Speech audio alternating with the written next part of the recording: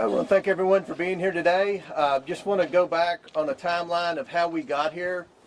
Several months ago, during a subcommittee hearing of oversight, there was a motion made by Democrat member Summer Lee to subpoena the certain documents. Then the motion was amended by Scott Perry to include subpoenas for various names. I think there were 8 names originally, including Bill and Hillary Clinton.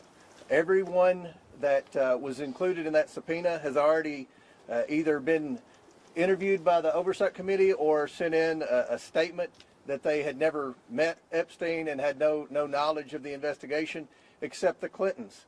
We worked for 6 months to get the Clintons to come in, and then they acted like they were going to come in, and then they didn't show up.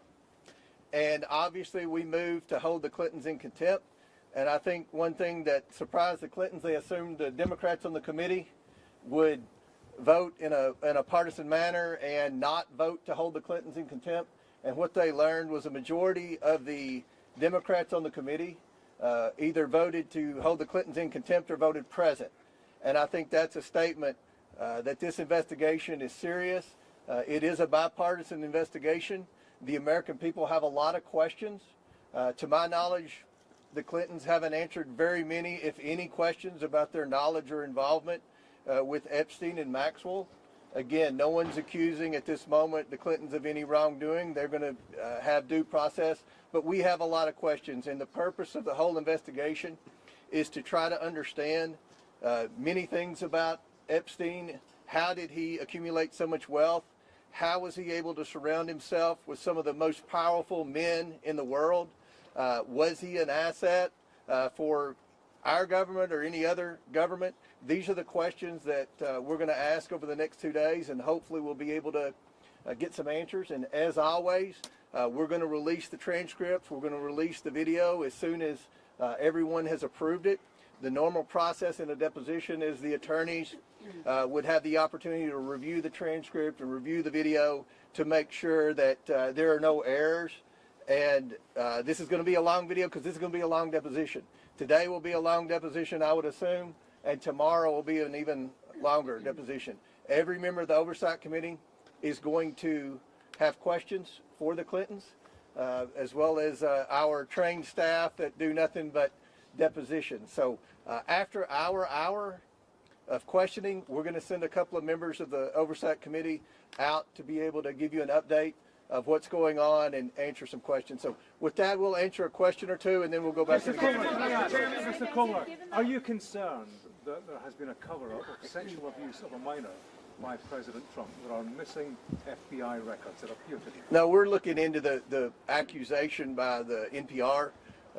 We don't know the answer to that. We know what the administration says. We're still looking to get a definitive answer on that. But look, let's just be realistic here. If you go by a lot of what the Democrats have said, you had Jasmine Crockett accused Lee Zeldin of taking donations from Jeffrey Epstein. It was the wrong Jeffrey Epstein.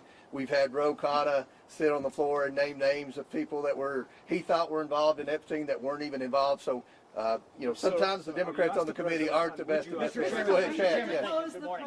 What about the idea, though, that I understand you say that this is different with some of the members or some of the people who were subpoenaed who didn't have as direct contact.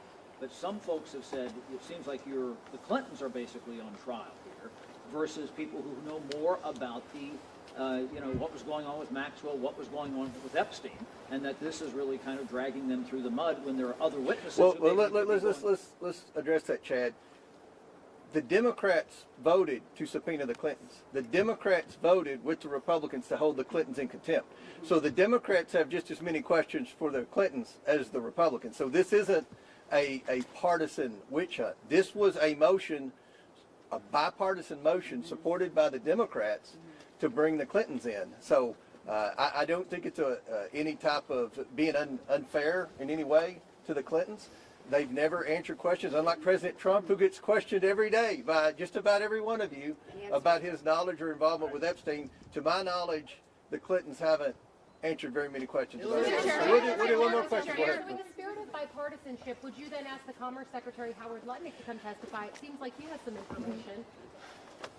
that's very possible, and I think I think it's a good possibility that his name will arise in some questioning today. It'll be on my list, and I have an email I printed off for Hillary to ask about Howard Lutnick today. Okay. So God's watching. We're asking again, and I want to remind everyone: we've already brought in Alex Acosta and Bill Barr for deposition. That's 2 Republicans in the Trump administration. So this isn't just about Democrats. This is about anyone that has any knowledge of Epstein, the investigation. I think we all agree the government failed. The government failed the victims. And what our role is, we can't prosecute anyone. But what we have been doing is getting transparency to the American people. We subpoenaed the estate. That had nothing to do with the discharge petition. We subpoenaed the documents for the estate. That's what the victims asked us to do. And what you're seeing is there is accountability finally happening. You've seen at least a dozen very powerful people, men and women, who have already resigned, many in disgrace from their board positions. So we're seeing accountability, but we have a desire to see a lot more accountability. We want to get the answers, and hopefully the next 2 days will be a step in the right direction on our investigation. Go ahead.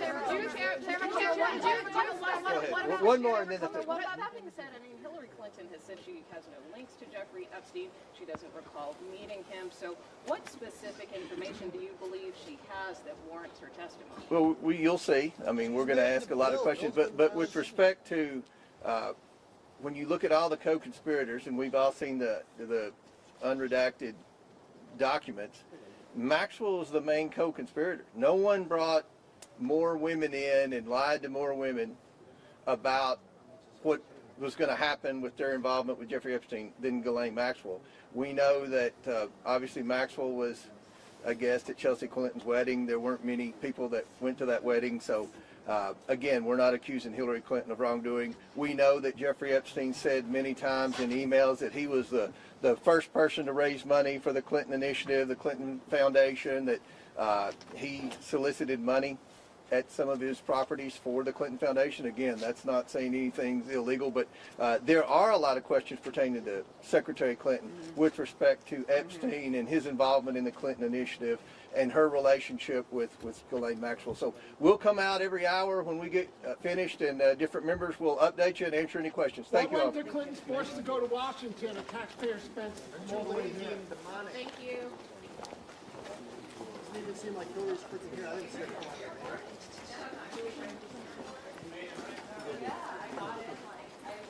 Never saw it going to the